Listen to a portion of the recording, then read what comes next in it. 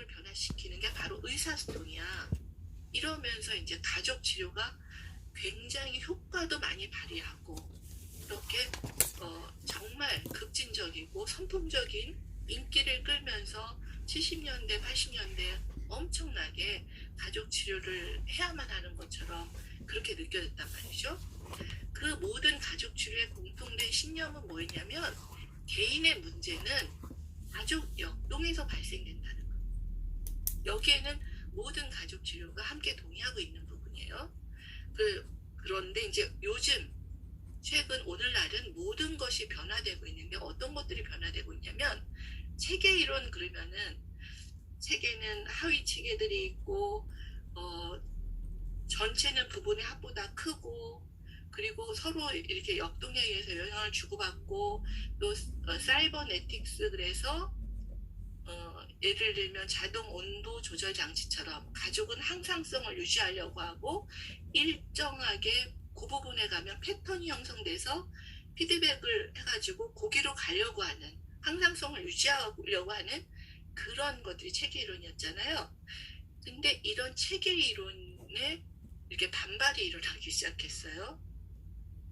그리고 남녀의 본성이 정말 그런가? 또 미국의 가정의 형성은 어떤가? 대부분 이제 오늘날의 큰 변화는 미국의 중상층 백인들 가정을 중심으로 이렇게 하는 부분들이 이루어졌단 말이죠.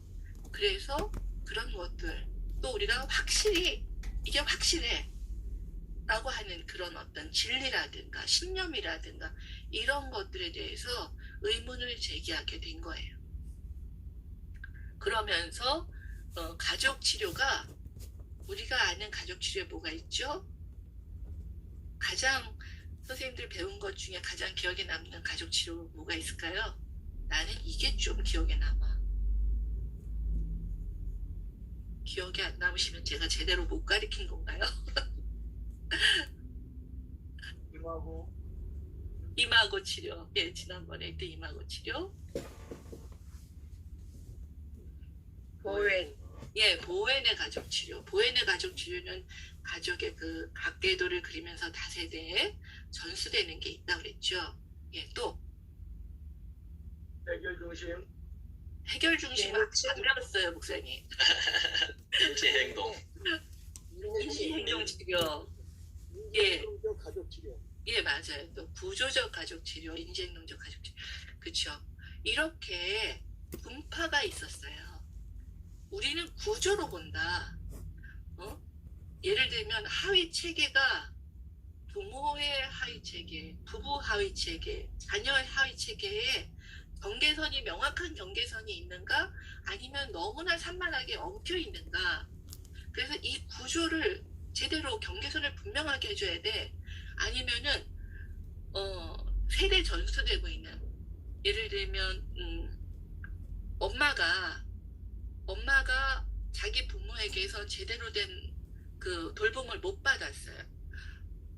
제가 좀 전에 슈퍼비전 하고 온 사례인데 그 엄마가 지금 그렇게 나이가 많지 않은 젊은 부부인데 근데 어린 시절에 아빠하고 엄마하고 엄청 싸우고 그러고는 부부가 싸우고 나서는 그냥 없어지는 거예요. 엄마는 엄마대로 없어지고 아빠는 오빠대로 없어져서 몇 날 며칠 안 들어와요.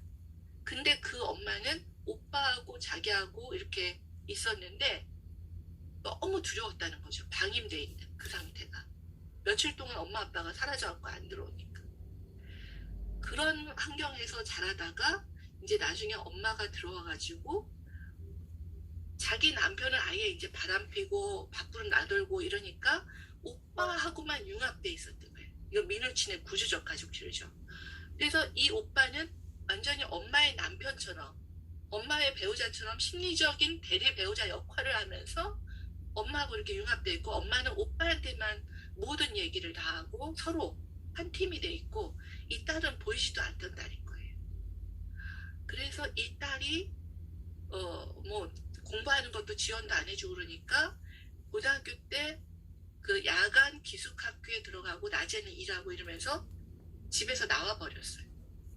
그러고서 이제 직장에서 남편을 만났는데 이 남편은 굉장히 자기가 보기에 따뜻하고 소극적이긴 하지만 되게 따뜻한 사람처럼 느껴졌다는 거죠. 그래서 결혼했는데 남편은 어떤 사람이냐면 어렸을 때 아버지가 돌아가시고 엄마도 중학교 1학년 때 돌아가셔갖고 이모 할머니가 키웠어요. 그러니까 이 남편도 굉장히 외로운 사람이죠. 그런 여기는 엄마 아빠가 있으나 외로웠던 딸이고 여기는 엄마 아빠가 일찍 돌아가셔서 이모 할머니에게 키워지면서 되게 외로운 두 사람이 만났는데 이 남편은 직장에서 일을 하면서 남자는 돈을 벌고 가족을 잘 보살피고 이게 돈을 벌어서 울타리 역할을 해주는 게 남편 역할이라고 생각을 하시는 거예요.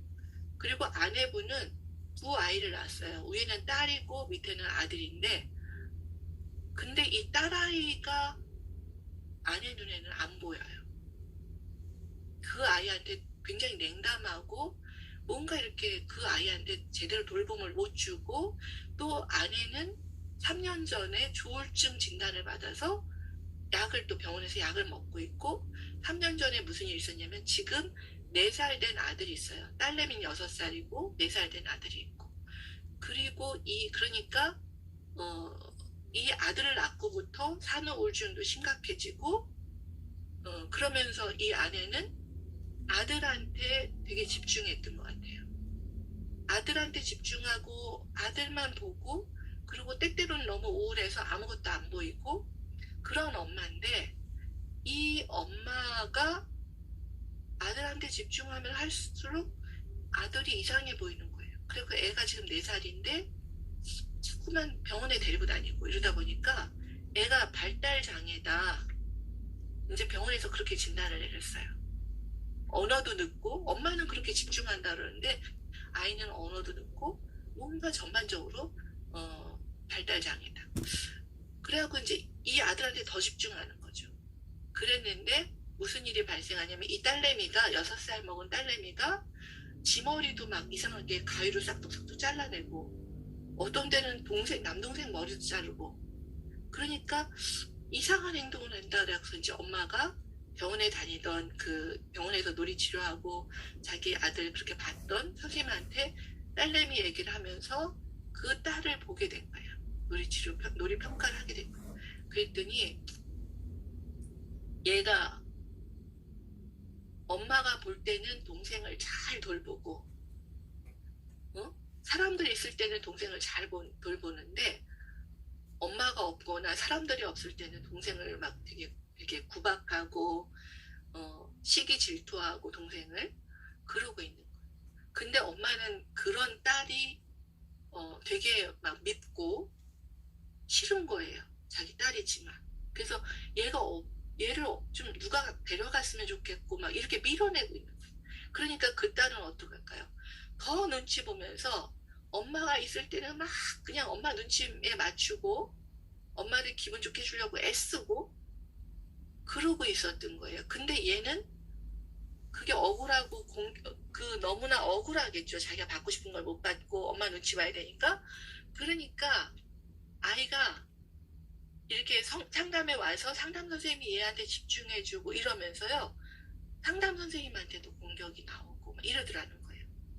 그래서 이 엄마를 같이 불러서 하는데 처음에는 선생님한테도 공격성이 보였던 아이가 엄마하고 같이 와서 놀이평가를 하는 데는 엄마한테 탁 맞춰주고 엄마는 오히려 자기 거를 해. 자기 것에 집중하고 하고 있는데 아이는 지 거는 하지 않고 엄마한테 다 맞춰서 엄마가 뭐 하면 거기 엄마를 돌보고 있고 이러고 있더라는 거예요. 그런데 그렇게 회기가 한 5회기쯤 진행되고 그때 아이의 마음을 상담쌤이 읽어주고 그러면서 엄마가 아이를 볼 수 있도록 엄마가 아이를 반영할 수 있도록 도와주니까요. 아이가 어떻게 하기 시작하냐면 엄마가 만들어 놓은 걸 다 망가뜨리기 시작하는 거예요. 그래서 이 상담 선생님이 이제 그래서 슈퍼비전을 받는 거예요. 아니 이제 어떻게 해야 될지 모르겠는 거예요. 그전엔 너무 엄마한테 잘 맞춰줘서 우리가 보통은 그렇게 하면 얘는 참 착하다 막 이렇게 표현하잖아요. 그래서 애가 되게 착하네요. 근데 가끔 그렇게 통제되지 않는 이상한 뭐 머리를 자른다든가 동생 옷을 가위로 잘라서 못 입게 만들어놨다든가 이런 행동이 이해되지 않는 행동이었는데 이제 엄마하고 이렇게 상호작용을 하면서 엄마가 뭘 해놓으면 다 망가뜨려. 그러면 엄마가 근데 거기에 대해서 화를 낸다든가 뭐 이런 것도 없이 괜찮아요? 이렇게 물어보면 엄마가 그냥 괜찮아요 뭐 이런 반응도 안 하고. 그러니까 이 상담쌤이 길을 잃었어요. 어떻게 해야 될지. 근데 하여튼 제 말은 여기서 하려고 하는 건 이렇게 엄마가 받지 못한 방임되고 방치됐던 것을 그 상처를 갖고 있는 엄마가 똑같이 세대가 전수돼서 내려와서 자기 딸한테 내가 그렇게 방치되고 방임돼서 너무 외롭고 슬펐으면 딸한테 집중해줘야 되잖아요. 그쵸? 보통은 그렇게 해야 되지 않나요? 우리가 생각하면 아, 내가 그때 너무 외롭고 힘들었으니까 우리 딸한테 절대로 그렇게 안 해줄 거야? 그래서 과잉으로 돌보는 부모들도 있어요. 그런데 이 엄마는 왜 그러냐면 왜 그렇게 딸내미를 볼 수가 없냐면 이렇게 이해하시면 좋을 것 같아요. 만약에 우리를 한 3일만 굶겨놨다 그러면 3일만 굶겨놔도 되게 힘들겠죠. 근데 3일 굶겼다가 만약에 나한테 맛있는 빵을 누가 줬어요. 근데 옆에 우리 아이가 있어. 그러면 그래도 아이한테 먼저 줄 거예요. 엄마라면. 3일 굶겨놨어도. 근데 한 달쯤 굶겨놨어. 그래서 이제 막 죽을 것 같아. 아사 직전이. 그러면 그때도 아이한테 줄 수 있을까요? 본능적으로 자기 입으로 들어가겠죠. 내가 살아야 돼. 우리의 그 밑에 본성은 나를 생명 유지하려고 하는 본성이 있잖아요. 저는 정서적으로도 그런 것 같아요. 어떤 사람은 내가 배고파도 돌볼 수 있는 그 상태에 있는 사람이 있고 너무너무 배고파서 정서적으로 그런 상태에 있는 사람은 나를 먼저 먹어야 돼. 그게 인간이 그런 거죠. 그래서 그 엄마는 그 딸이 안 보이고 자기한테 몰두된다든가 이럴 수 있다라는 거예요. 그래서 그런 세대 전수에 이런 상처들도 오행이라든가 우리가 이런 것들을 봤죠. 근데 오해는 그래서 세대 전수되고 있는 그 문화 수준이 어떠한가 가족들의 이런 걸 중심으로 봤는데 이런 뭐 민우친의 구조적 가족치료라든가 오해의 다세대 가족치료라든가 사태의 경험적 가족치료라든가 이런 것들이 분파가 쇠퇴하고 다른 아빠가 보유하고 있는 기법들을 차용하는 왜냐하면 내가 지금 내 앞에 있는 내담자를 잘 돌봐주고 이 내담자의 상처가 치유돼서 회복돼야 되는데 나는 요것만 할 거야 이럴 수 없잖아요. 그쵸? 그래서 예를 들면 나는 구조적 가족 치료를 하지만 그 구조적 가족 치료에서 그 구조를 변화시키는 데 있어서 어떠한 그 삼각관계였는지 그 삼각관계에서 어떠한 상호작용을 하면서 상처가 반복되고 있는지 이거를 모행으로 이해할 수도 있고 그 모행을 가지고 가족과 함께 나눌 수도 있고 그리고 그것을 의사소통으로 대화 기법으로 할 수도 있고 이렇게 학파 간에 이런 것들이 이제 서로를 기법들을 또 차용하고 이러면서 굉장히 서로에 대해서 배우는 이런 것들이 이제 열려진 거예요.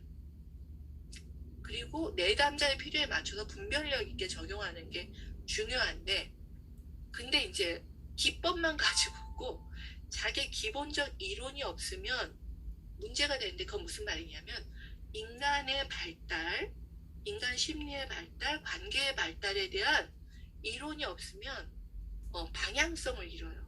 나침판이 없는 것 같아서 그래서 그런 인간 이해에 대한 기본적 자기 이론을 가지고 그 방향성을 가지고 기법도 차용할 수가 있는 거지 무조건 막 어떤 분들은요 기법 잔치만 하고 있다고 봐야 되나? 회기가 연계성이 없이 이 회계는 그냥 뭐 이런 거 해놓고 또 여긴 이렇게 해놓고 그래서 기법의 잔치는 막 일어나고 좀 내담자는 변화가 됐는데 상담자가 이걸 왜 이런 회기에 왜 썼는지를 몰라요. 그냥 좋은 것 같아서. 이러면 안 된다는 거예요. 방향성을 가져야만 그 가족의 발달을 볼 수가 있어요. 그리고 포스트 모더니즘은 많이 들어보셨을 거예요.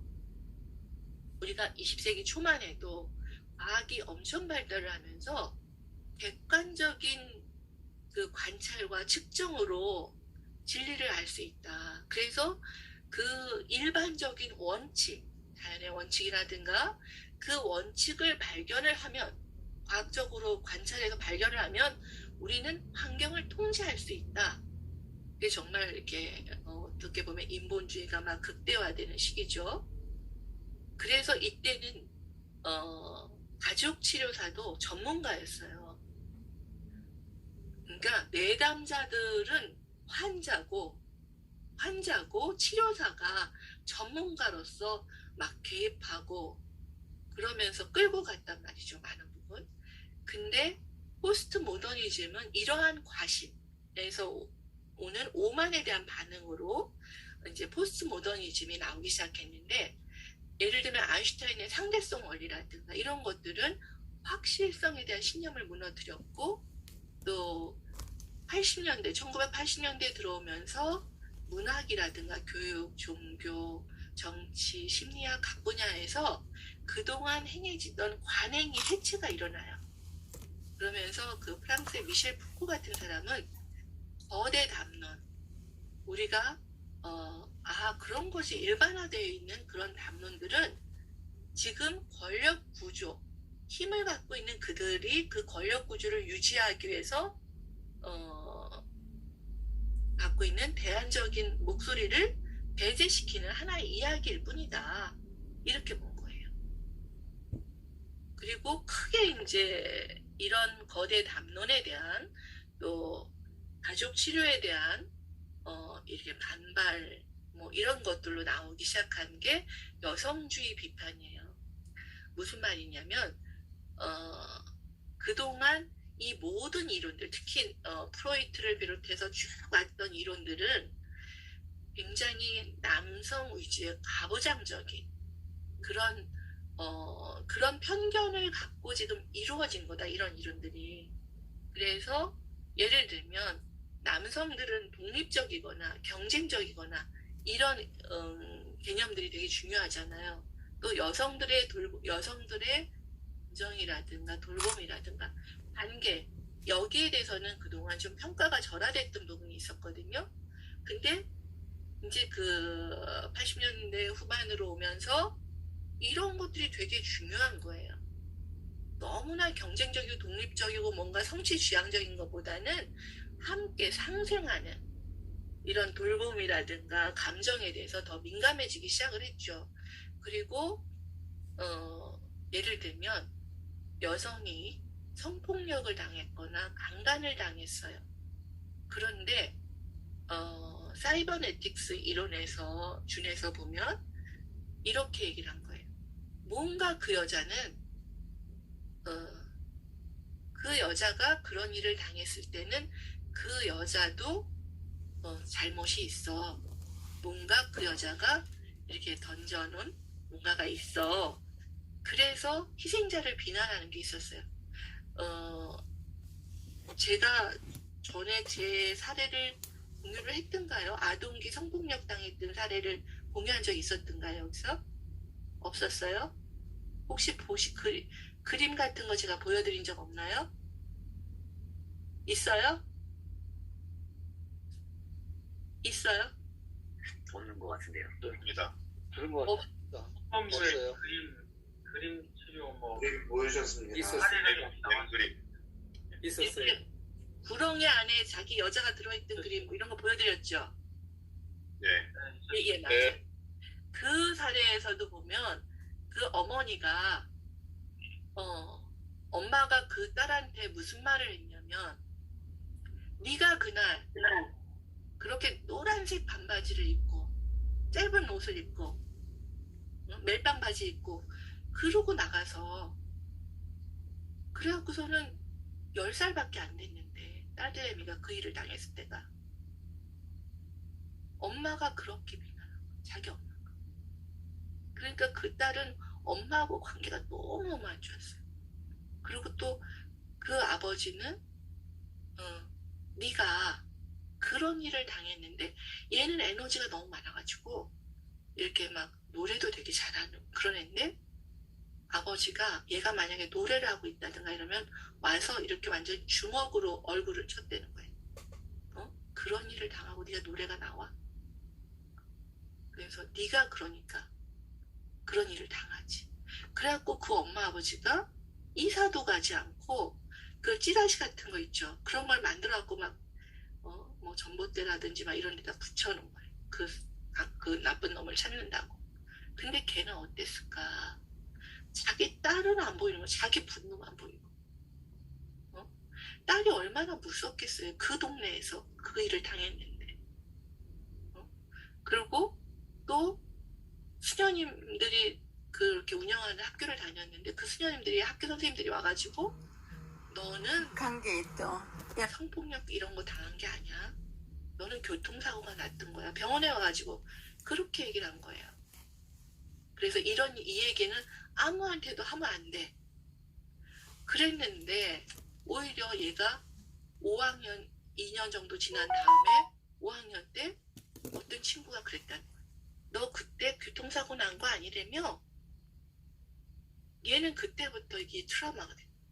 오히려 진짜 트라우마의 그 사건보다도 이렇게 부모님들이 가지고 온 그 분위기에 의해서 있어서 그냥 이렇게 눌려왔는데 어떤 아이가 와서 탁 직면을 했을 때 그때 애가 이렇게 어떻게 보면 멘탈이 뒤집어졌다 그래야 되나? 두려워지기 시작하고 애들이 자기를 어떻게 볼까 무섭고 이렇게 돼. 그래서 네가 뭘 제공했기 때문에 상호적으로 이렇게 일어난 거지 그건 아니라는 거예요. 여자가 뭐 짧은 옷을 입어서 아니면 뭐 여자가 술을 마셔서 뭐 이렇게 많은 그런 얘기들을 하잖아요. 경찰에 가서도 경찰들도 그렇게 말하는 경우가 있더라고요. 근데 그게 아니다. 이거는 그냥 폭력이다. 그 다음에 전형적으로 가족 문제가 그동안은 어떻게 봤냐면 문제는 가족과 동떨어진 아버지가 있고 아버지가 가족과 동떨어져 있다 보니까 자녀하고 지나치게 밀착한 어머니가 있고 그 밀착된 그런 고삼각관계 안에서 또 어떤 증상을 지닌 자녀가 주로 나타나더라. 그렇죠. 많은 사례가 이렇죠. 그래서 정신분석에서는 어머니를 맹비난했어요.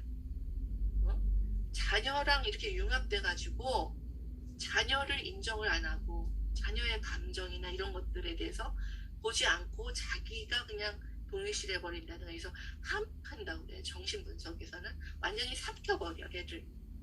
그래서 아이를 무슨 정신분열증을 나오게 만든다든가 이렇게 하는 그런 엄마가 있다. 그래서 어머니를 한동안 진짜 정신분석에서 엄청 비난을 받았죠.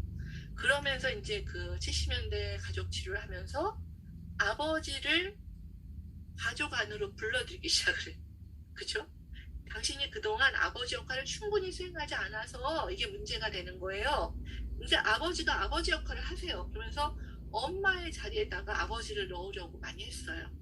근데 여성주의에서는 보니까 여성이 지나치게 자녀에게 관여하고 그리고 정서적으로 불안한 이유가 뭘까?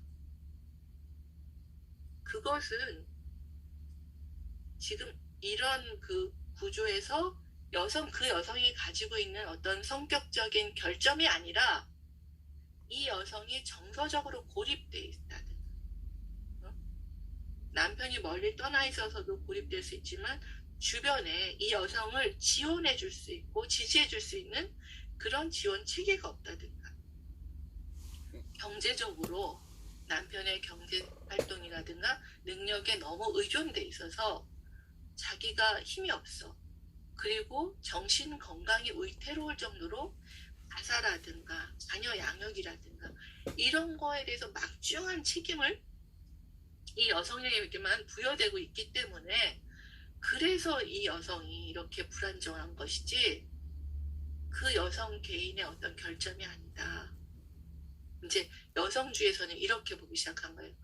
특히나 이제 이렇게 예를 들면 필라델피아라든가 이런 데 가면 흑인들 미누친 생각나시죠? 미누친이 비행 청소년 그 학교 애들이 비행 청소년을 하고 오는 그 학교에 거기에 이제 이렇게 의사로 근무를 했는데 거기서 만났던 그런 사람들이 사실은 다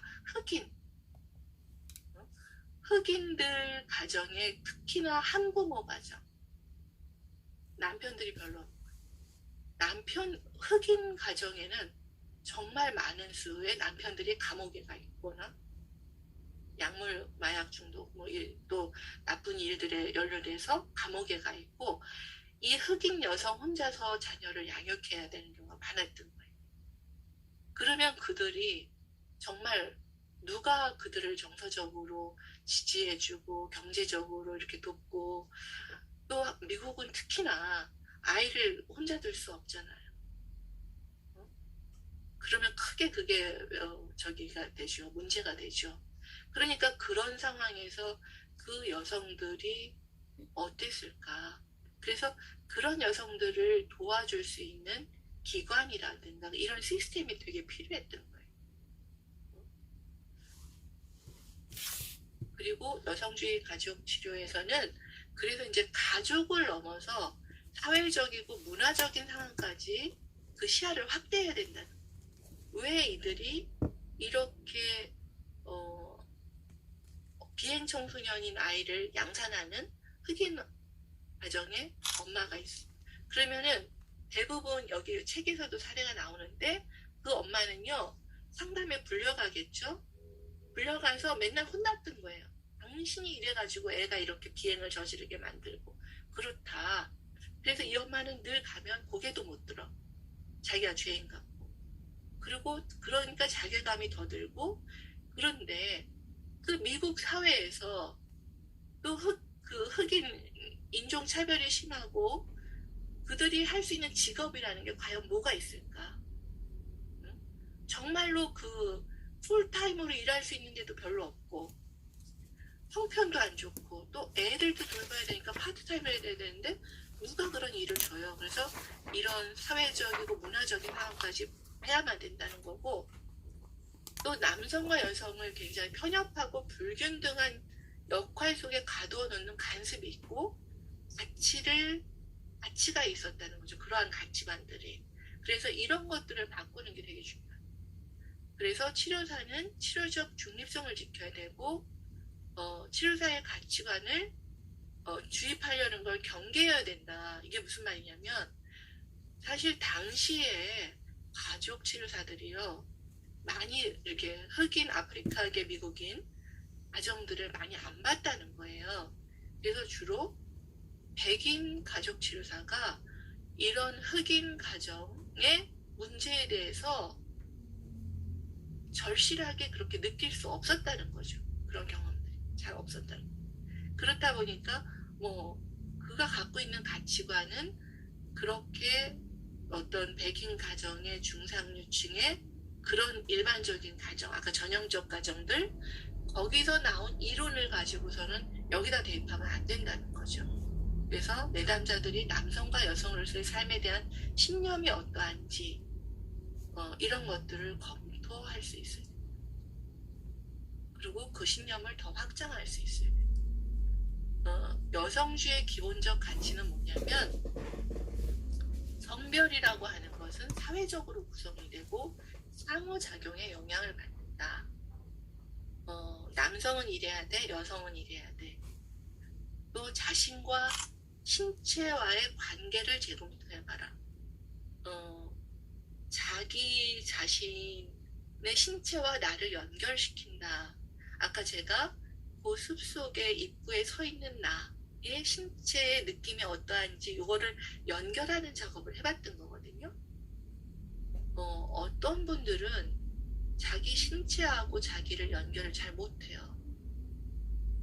그래서 끝까지 자신을 밀어붙이는 사람이 있어요. 약간 저희 남편도 보면 그런 스타일이더라고요.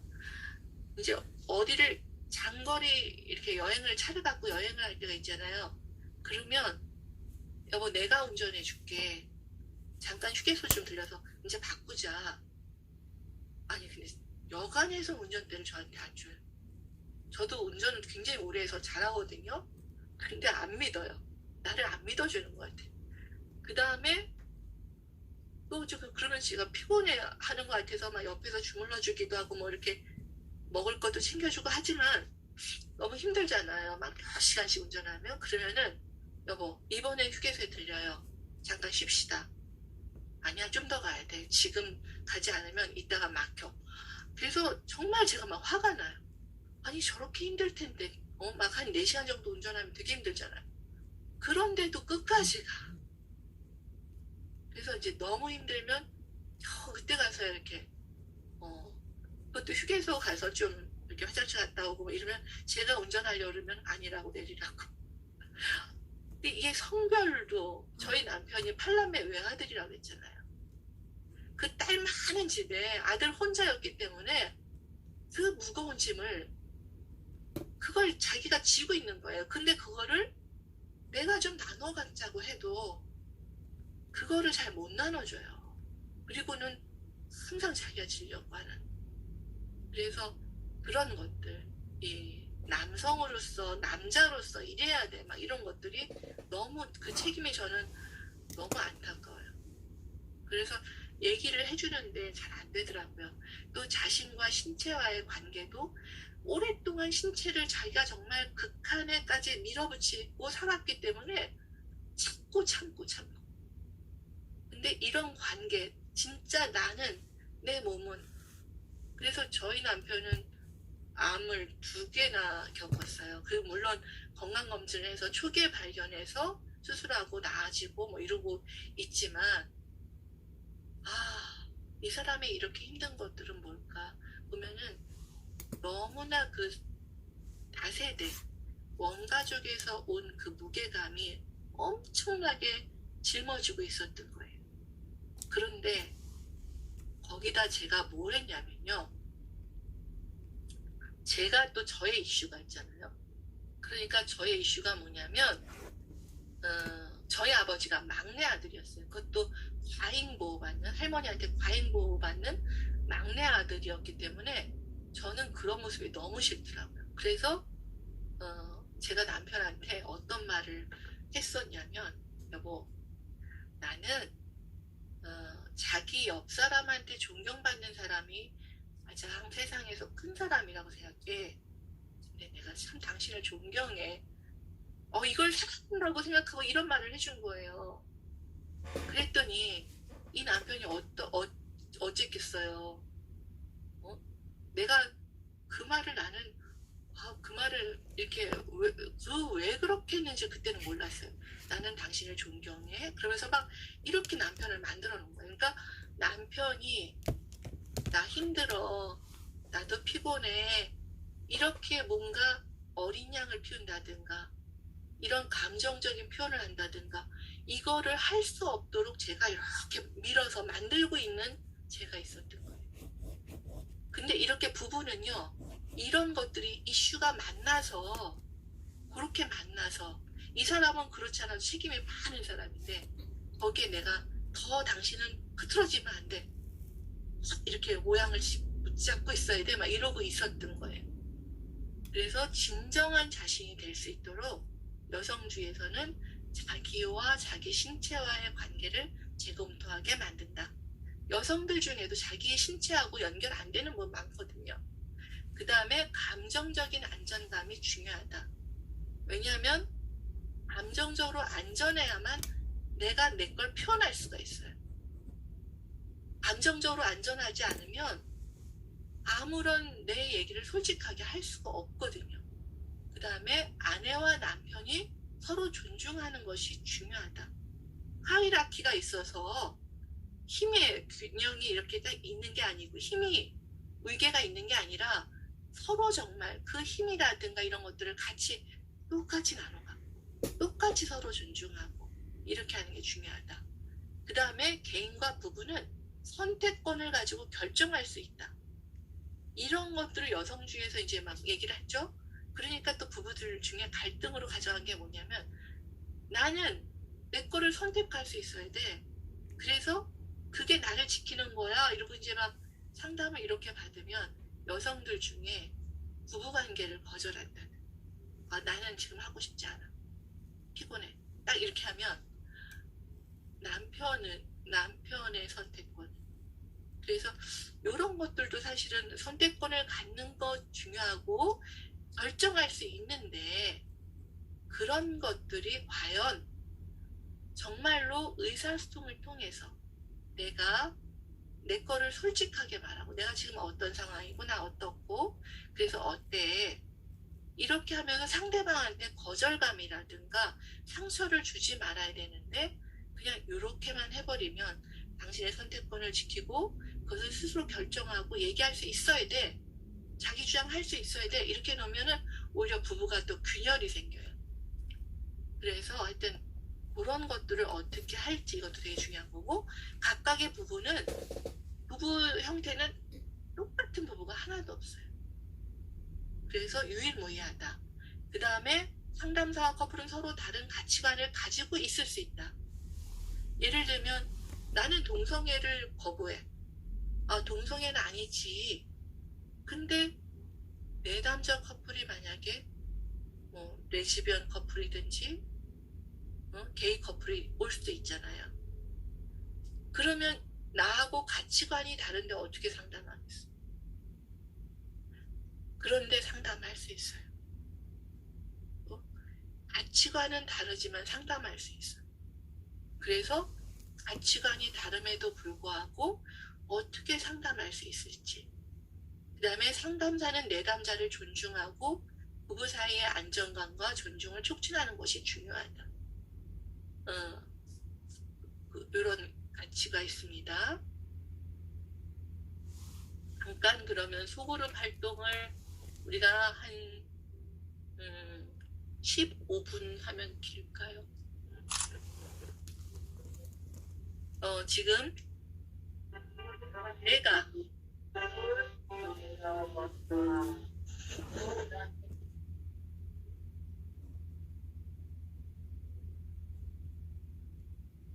내가 남편으로서 아니면 아내로서 내가 불편한 감정을 느낄 때 그것을 나는 말로 표현하는가 아니면 뭐 다른 어떤 방식으로 표현하는가 또 내가 안정감을 느낄 때는 언제인가 내가 이 안전하지 않다고 느낄 때 나는 어떻게 행동하는가 이런 주제로 이 문화, 뭐 내가 어떤 문화에서 자랐지? 나의 성별은 뭐지?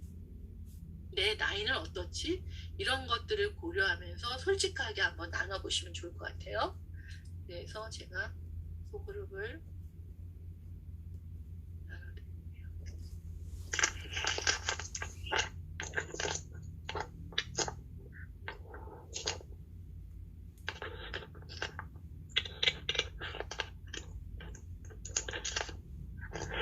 소그룹을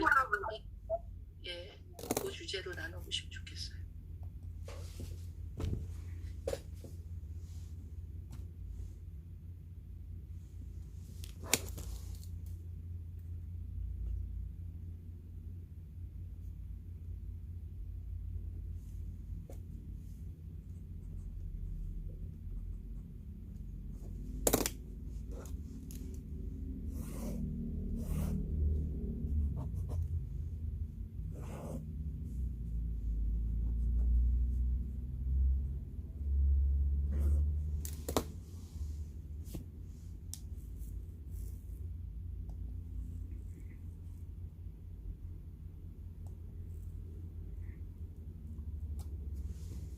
안녕하세요.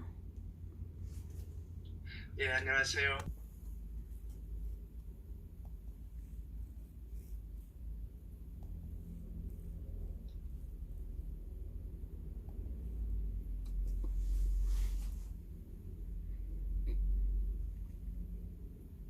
시간이 모자라서 그냥 한 사람 얘기도 안 끝나고 다 들어와 버렸어요. 주여. 교수님 우리는 유튜버 그래도 쉬운 두 사람 이야기여야 얘기 되는데 참 어려워요. 아이고, 두 사람 얘기는 했습니다. 아유, 죄송해요. 충분히 못 나누셨구나. 남자는 짧게 얘기하고 저 여성분들은 길게 얘기하시고 형이 그랬어. 한 가지도 아니고 세 가지나 되니까 네. 그래요. 제가 문장줄기를 3개나 드렸죠. 그냥 하나만 드릴 걸. 내가 불편한 감정을 느낄 때 나는 그걸 어떻게 하는가. 이렇게 했으면 좋았을 거예요. 한 사람이나 나눴는데. 아유, 죄송해요. 또 나중에 나눌 기회를 드릴 수 있으면 우리가 시간이 너무 짧아요. 그쵸? 한 방에 몇 분이었어요? 4명, 5명 들어간 것 같아요. 저희는 3분이어가지고 네. 3분 다 나누었어요. 또 어떤 방은 2분만 계신 방도 있고 그러셨더라고요. 또 그런 데는 또 빨리 끝나고 제가 3분 들어간 방은 또 금세 끝나셨더라고요. 그래요. 이렇게 내가 우리가 표현하는 어떤 감정들이 있죠. 남성들한테 좀 이렇게 그런 표현을 하면 안 돼. 그런 감정은 표현하면 안 돼. 그런 것들이 좀 어떤 것들이 표현하면 힘들어하는 것 같아요. 남성들은 수치심을 느끼는 감정이 뭘까요? 슬픔입니다. 슬픔. 그렇죠. 그렇죠. 우리나라 비교할 때 그 비교할 때 감정이 뭐냐는 거지. 비교를 당할 때. 분노하죠. 분노를 표출하면 안 돼. 오히려 남성들은 좀 분노를 표현하는 것들이 허용이 되는 경향이 있어요. 분노를 좀 표현한 편이지요. 한편이죠. 그죠? 네. 그러니까 무슨 말이냐면 오히려 슬픔, 아까 어떤 목사님 말씀하셨는데 슬퍼하는 거, 자기 감정을 그렇게 보유하고 슬퍼하는 모습은 그러면 안 돼. 남자가 연약하면 안 돼. 이런 것 성경 읽다가 봤어요. 그래서 그런 모습이 우리 모습이구나라고 제가 느꼈어요. 근데 이 사람이 예수님이 네 자리를 들고 일어나서 가라 그랬을 때 완전히 일어나서 갔잖아요. 근데 바리새인들이 야, 안식일에 그렇게 너를 이렇게 일하게 한 사람이 누구냐. 그래서 오히려 그걸 따질 때 그분이 누군지 몰랐는데 그 38년 동안 알았던 병자가 그 회당에서 예수님을 만나고 그러고 나서는 그 사람이 달려가서 바리새인들한테 나를 온전히 낫게 하신 분은 예수다 이렇게 얘기하잖아요. 저는 그 모습을 보면서 처음에는 최근까지도 이거 미친 거 아니야? 이 나쁜 놈. 지를 이렇게 고쳐주셨는데 거기 가서 고자질하고 있어? 제가 그렇게 생각했단 말이죠.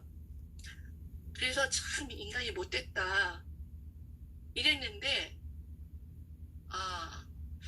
그리고 그 다음에 그때부터 바리새인들이 예수를 핍박했다 이렇게 나오잖아요. 저는 그래서 그 사람을 되게 나쁘게 생각을 했는데 요즘에 제가 생각하고 있는 것들은 이 38년 동안 거기 베데스다 그 연못가에서 있었던 그 사람은 아마 모든 사람이 이 사람을 알 것 같아요. 그 환자를. 그래서 그 사람이 얼마나 오랫동안 진짜 환자로 그렇게 살았는지를 알기 때문에 바리새인들한테 가서 나를 낫게 하신 분이 예수야. 그랬을 때 그 바리새인들의 모든 그 경험과 그 사람들이 갖고 있는 그 신념과 이런 것들을 뒤흔들 수 있는 힘이 이 사람한테 있었겠구나. 제가 그렇게 느껴지더라고요. 그러니까 아주 어디 숨어서 이런 게 아니라 드러나 있는 그런 사람을 고치시는 분은 바로 예수야. 이 사람이 이것을 증거할 수 있도록 쓰여졌구나. 제가 그렇게 해석이 된다고 해야 되나요? 읽으면서. 그래서 제가 그분은 그 38년 동안 알았던 그 사람을 오해하고 있었네. 그래. 세상에서는 이렇게 오랫동안 고통받았던 그 사람을 통해서 큰 단단한 바리새인들을 움직일 수 있는 건 이만한 고통과 이만한 기간과 이런 것들을 경험한 이 사람이 나음을 받았기 때문에 이 단단한 바리새인들을 흔들고 움직일 수 있었어. 이게 저의 해석학이었어요. 그래서 하여튼 그 사람에 대한 오해가 제가 좀 풀렸다 그랬나? 이 사람은 이렇게 그들한테 가서 해야 될 일을 한 거구나. 그렇게 쓰여진 거구나. 라고 최근에 성경을 읽다가 그냥 이렇게 깨달아졌어요. 그러니까 제 나름의 해석학인데, 그러고 나니까, 우리가 그렇게 각자의 삶의 자리에서 이렇게 쓰임을 받네? 뭐 이런 것들도 좀 보이고, 특히나 많이 고통스러워하는 내담자들을 볼 때 그들의 고통과 이런 것들의 그 반대에 대해서 그 사이즈, 그 강도 이런 것들을 제가 좀 신뢰하고 더 긍정적으로 희망적으로 보는 관점이 저한테 생겼거든요.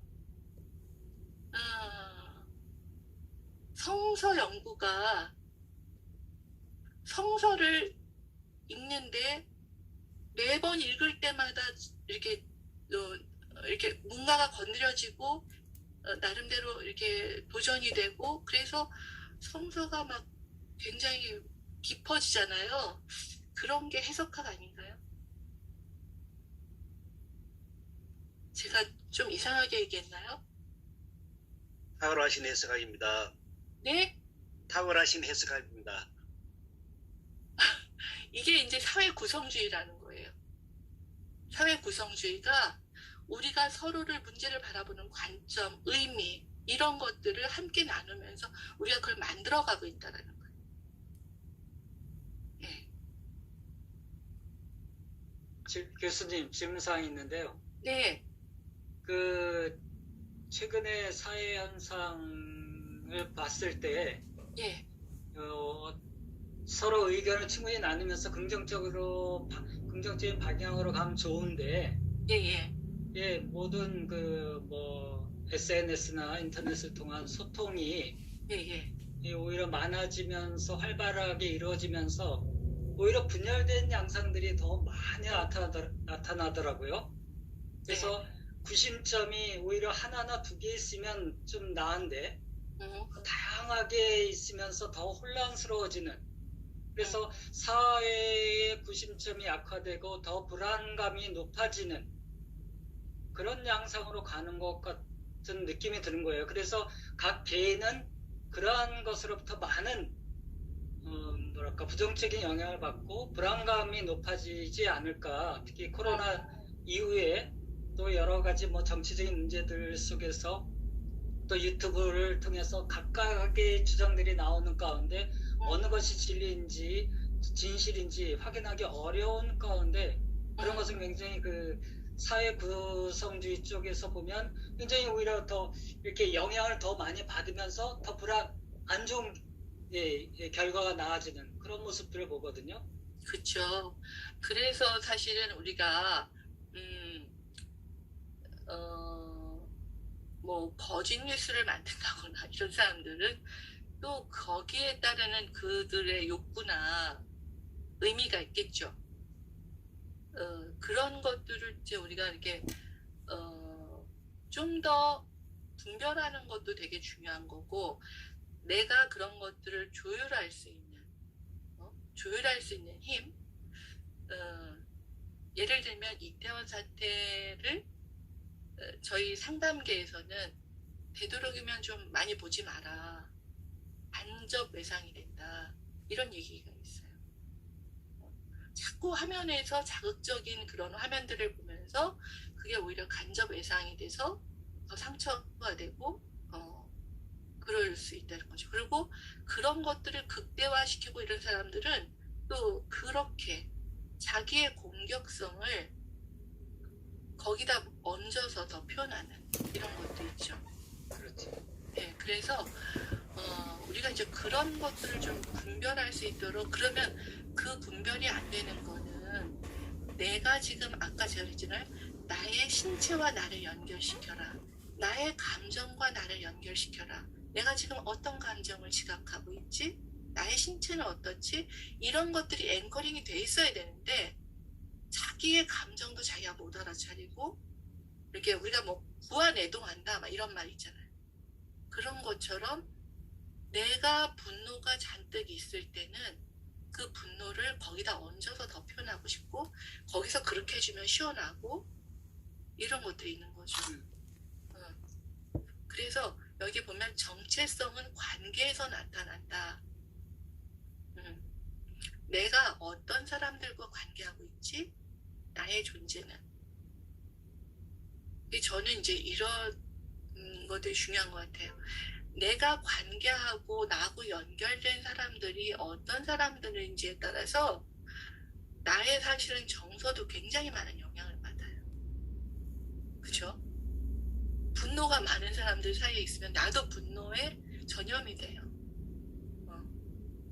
그래서 우리가 나를 진정시키고 그러면서 좀 더 이렇게 진정시킬 수 있는 존재들, 안정화시킬 수 있는 존재들, 그런 존재들과 함께하고 내가 또 그런 사람이 되는 게 되게 중요한 것 같아요.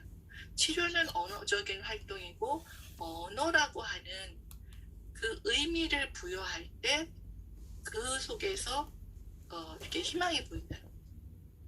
제 내담자가 공황장애가 있고 숨이 막히고 막 죽을 것 같은데 그런 상태를 네가 그림으로 표현해봐. 그랬더니 전에 제가 보여드린 것 같아요. 자기가 이렇게 반쯤 물에 그냥 가라앉고 있는데 쭈그리고 앉아있는 그림을 그렸어요. 이 깊이가 별로 깊지가 않구나. 네가 여기서 일어서기만 해도 충분히 가능할 텐데 네가 일어서지 않네.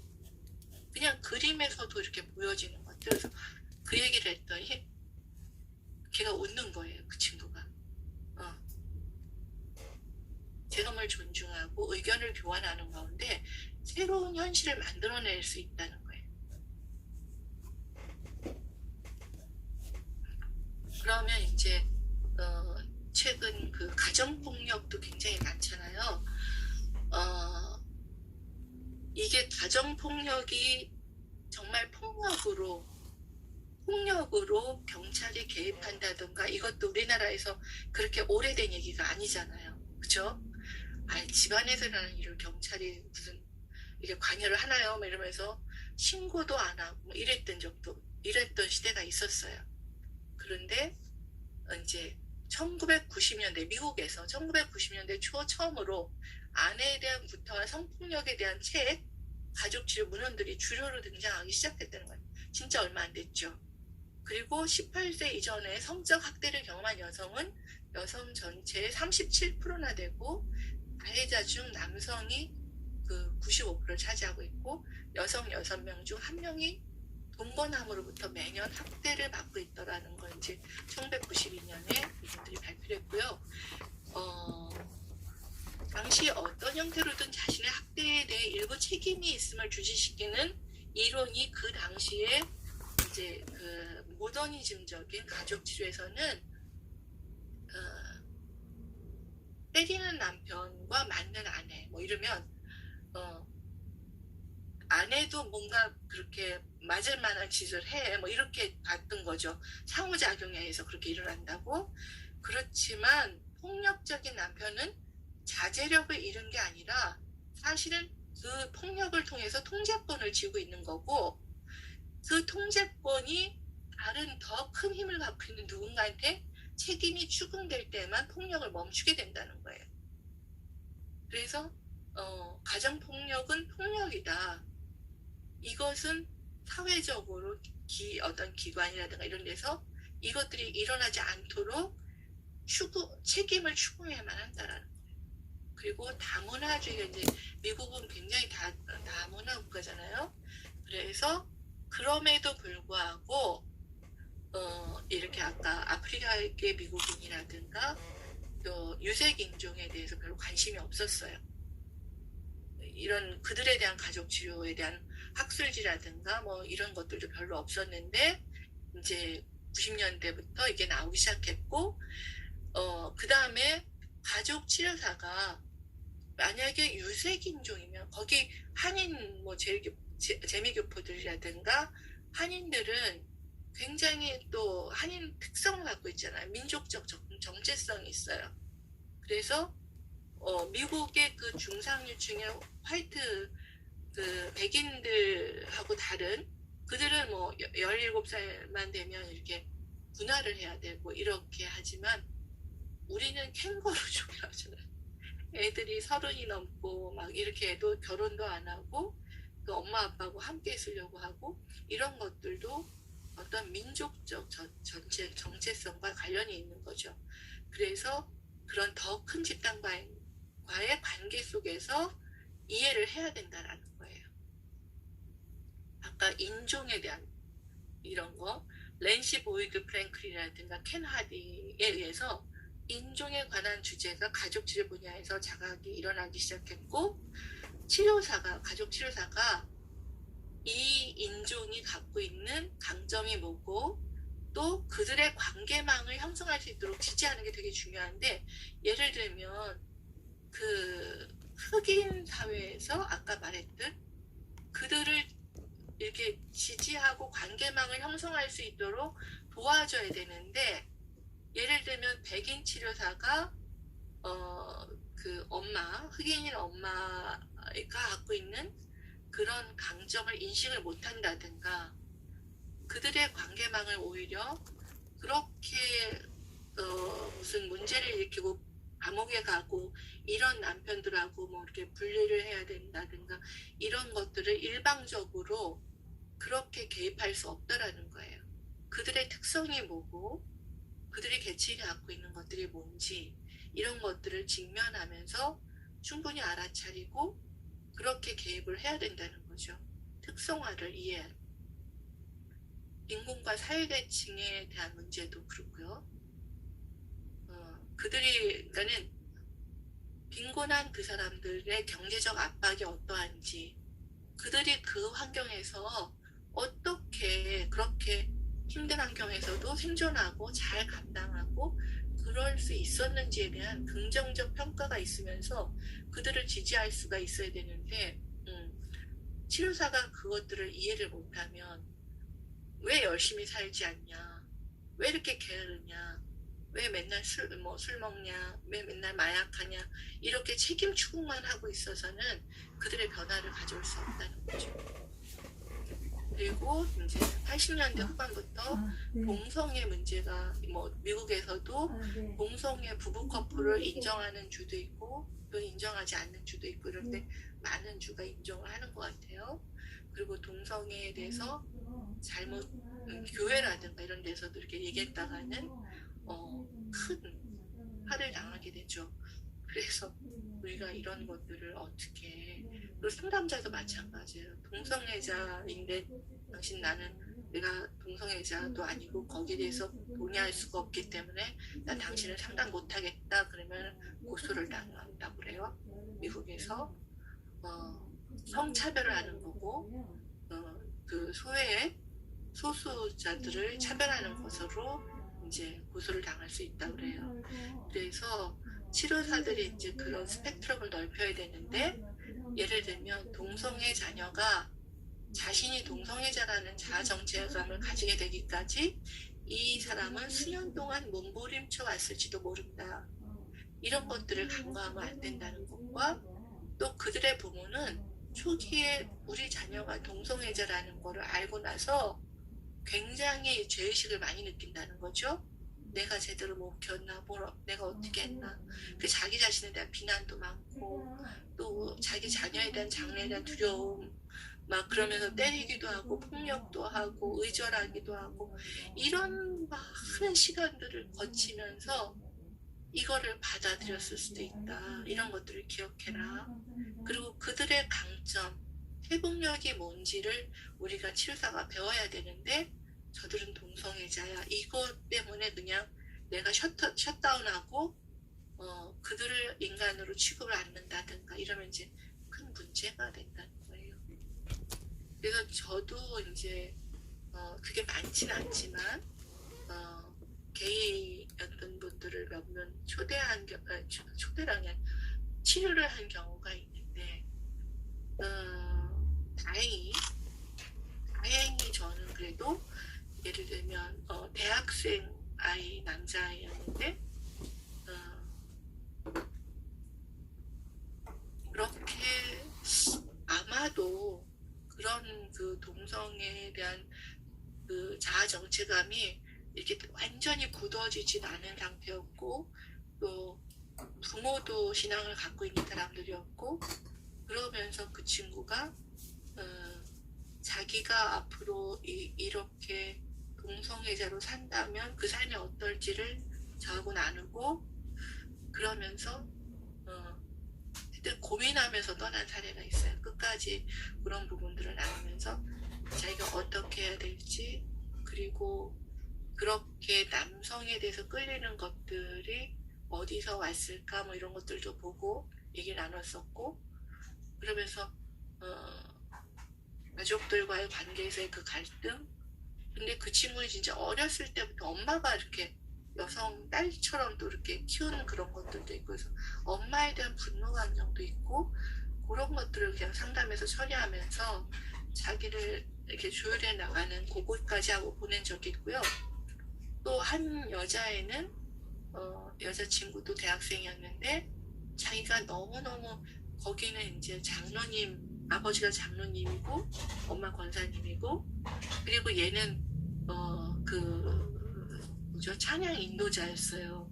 근데 이제 집에서 얘가 레즈비언인 걸 알고 난리가 났죠. 뭐 아버지가 얘를 케냐로 보내버린다고 막 하질 않나 너무 수치스러워하고 힘들어하고 그러면서 너의 그런 찬양은 하나님 받지도 않는다고 막 비난하고 교회도 못 나가게 되고 그러면서 이제 가족들하고는 이렇게 막 정말 의절하게 되는 것 같은 그런 상황이었는데 이제 가족과 함께 가족 치료를 했고 그리고 속에 있는 그런 감정들을 충분히 서로 이야기하고 그 아픔들을 이야기하고 이러면서 그런 동성애에 대해서는 아빠나 엄마가 인정할 수 없지만 그래도 넌 내 딸이야 뭐 이렇게까지 얘기를 할 수 있었고 그리고 그 친구는 자기가 사귀고 있던 친구를 너무너무 사랑하는데 여자인데 내가 그 애를 사랑하기 때문에 내가 받는 이 서름을 얘까지 감당하게 할 수는 없어요. 그러면서 걔하고 헤어지는 그런 과정까지는 했어요. 그리고 그 친구 이제 외국으로 유학 나간다고 그러면서 치료를 종결한 사례들이 있었는데 하여튼 그런 분도 있고 뭐 또 딸이 10몇 살인 남자분을 상담했던 사례도 있었는데 그분들하고 제가 상담할 수 있었던 건 뭐냐면 제가 거기에 대해서 판단을 중지한 거예요. 당신의 어떤 동성애적인 이런 것들이 그것이 그러니까 나는 뭐 그걸 잘못했다 잘했다 이렇게 말할 수 없다. 근데 아프다. 그걸 그렇기 때문에 받는 상처들이 뭔지 그런 것들이 너무 아프고 앞으로도 그것 때문에 당신이 되게 아플 것이다. 이 사회에서 받아들여지지 않는 것들 때문에.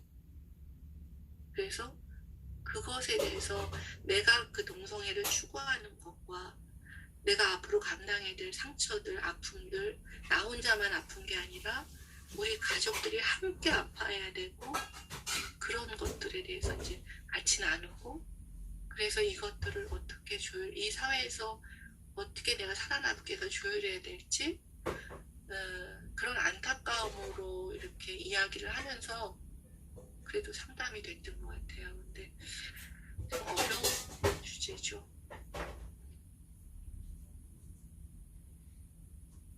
그리고 이제 신경과학의 발전이 많이 이루어졌어요. 그래서 특히나 제가 이 부분은 이마구에서 좀 설명을 드렸는데 신경과학에서 그동안 인지가 되게 중요하다고 생각했었잖아요. 네가 어떻게 생각하느냐에 따라서 너는 삶을 바꿀 수가 있어. 네 행동을 바꿀 수가 있어. 이렇게 생각했는데 어머 시간이 다시 그게 아니다. 감정이 인간의 경험을 조직한다라는 걸 발견하게 된 거예요.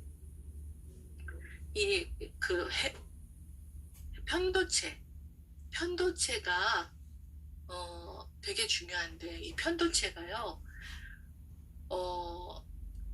신경 작동계 패턴을 만드는 그래서 편도체가 이 상황이 위험한 거야 아닌 거야 이거를 이제 감정적으로 알아차리고 아까 제가 말했죠 말투, 음색, 얼굴 표정, 상황, 핵심 요소 이런 것들 속에서 과거의 사건과 유사하다 그러면 편도체에서 막 사이렌을 막 켜는 거예요. 그리고는 감정적 반응을 일으켜요. 그러면 거기서 그 감정 때문에 어떤 행동이 일어나잖아요. 그래서 이 신경 작동계 때문에 자기가 자멸적인 상호작용을 고집하게 된다는 거예요. 패턴이. 그런데 편도체가 그러하지만 이것들을 진정시킬 수 있는 게 있더라. 그게 무슨 말이냐면 인간의 그런 공격적 충동에 저항하는 법이 뭐냐면 전두엽 피질이 감정적 반응을 완화시킬 수 있다라는 걸 발견한 거예요. 그래서 전두엽 피질을 활성화시키고 감정적 반응을 억제할 수 있음을 우리가 배워야 되는데 그럴 때 그걸 배워야지만 우리가 정말로 영장류처럼 이런 것들을 내 감정을 폭력적이지 않고 아주 충동적이지 않고 이것들을 잘 표현하면서 조율할 수 있는 그런 것들인데 우리가 호흡을 할 때 이 뇌를 활성화시키는 것들이 이렇게 그걸 달리할 수 있고 호흡을 하면서 이 뇌의 피질과 전전두엽을 활성화시켜서 이런 우리가 그렇게 충동적이거나 공격적인 행동을 안 할 수 있더라는 거죠. 그래서 뇌는 경험을 만들고 경험은 뇌의 구조와 기능을 만든다. 그래서 이런 경험들 안정화시키는 작업을 하고 그리고 좋은 그런 상황임에도 불구하고 우리가 이것들을 잘 표현해서 말할 수 있는 이 경험을 그 이마구에서 했던 것처럼 안정적인 그 경험을 반복적으로 하게 되면 뇌가 바뀐다. 그리고 영성이 그 20세기까지는 상담에서 무슨 신앙 얘기야 이러고서 배제를 했는데 90년대에 들어오면서 영성이 굉장히 중요하다.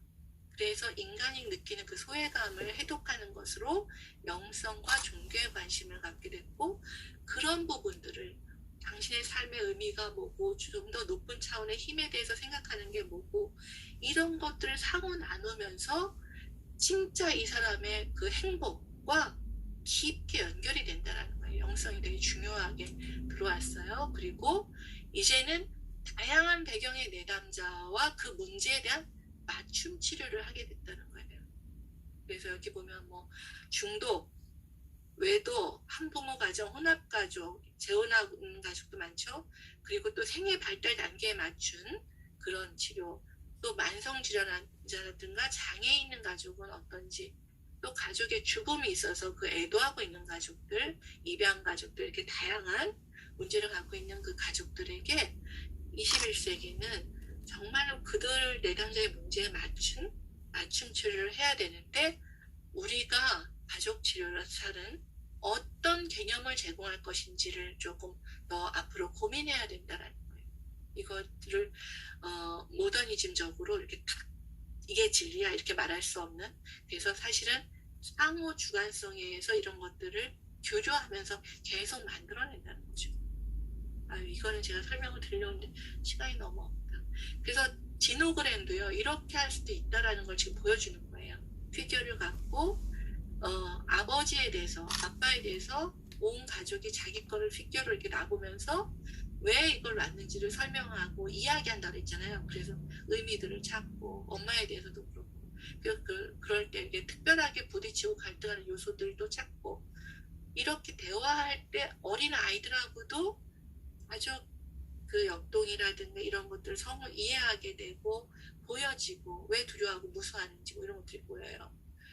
이렇게 협동화를 그리기를 할 수도 있고 모래상자를 꾸미기를 할 수도 있는데 이런 것들도 이 아들 같은 경우는 분노가 너무 많고 막 이러다 보니까는 계속 이렇게 모래에 이런 것들을 숨기면서 그 아빠에 대한 두려움과 또 엄마에 대한 거부감 이런 것들을 표출하고 이런 것들을 이 모래상자를 꾸미고 얘기를 나누면서 그런 억눌렸던 감정들이 해소되는 이런 것들을 볼 수가 있습니다. 교수님, 예. 저기 그 협동화 그릴 때 주제는 교수님이 드렸나요? 아, 가족 여행이라고. 아니 그게 아니에요. 협동화 그릴 때요. 주제를 안 주고 우리 가족에 대한 거를 한번 해봅시다 라든가 아니면 주제를 안 줘요. 그냥 오늘 내가 여기서 표현하고 싶은 건데 크레파스를 하나씩 잡으세요. 그리고 그 다음에 페이퍼에서 떨어지는 순간 놓는 거예요. 그러면은 순서를 정하고 그리고 계속 그려요. 그리고 내가 뭘 그리는지 말을 안 해요. 그러고서 그리는 거예요. 그 다음에 그러면 거기서 어떤 사람은 협력적으로 관여하고 어떤 사람은 자기 색이 따로 그리고 있고 이 역동이 다 드러나요. 그러고 나서 느낌이 어떠냐 얘기하고 이렇게 어떤 사람이 내가 이거 나 우산 그리려고 그러는데 거기다가 밑에 배를 그려놓거나 이러면 굉장히 황당할 수 있잖아요. 그래서 이때 느낌이 어땠어요? 이거 나누면서 나는 이렇게 생각했는데 여기다 이렇게 놓으니까 되게 싫었어요. 아니면 나는 이랬는데 여기다 이렇게 해주니까 너무 좋았어요. 뭐 이런 것들을 나누면서 가족이 이렇게 대화하고 이름도 같이 토의하면서 제목도 붙여보고 네. 뭐 또 가족 책 만들기도 할 수 있어요. 이렇게 책 만들기 하면서 우리가 가족이 지향하는 것들을 이렇게 표현해보고 그래서 어린 아이들하고 할 수 있는 작업도 많고요. 함께 나누고 그러면 좋더라고요. 근데 하나만 더 여쭤볼게요, 교수님. 가족 상담사를 그 피규어 놓는 거에서 자녀 1과 1이 놓지 않았는데 이거는 이 자녀가 안 놓은 거예요? 자녀 1이 자기 거를 놓지 않았어요. 네. 예. 그 오빠가 자기 거를 안 놨어요. 초등학교 3학년짜리가. 정체성이 없다고 봐야 돼요. 그쵸. 자기가 드러나는 게 힘들고 그런 관여를 부모가 총애를 줘야 되는데 얘한테 그걸 안 줘요. 그러니까 얘가 자꾸 문제 행동해요. 그래야 오늘 이렇게 간략하게 드려서 뭐 충분히 이해는 안 되셨겠으나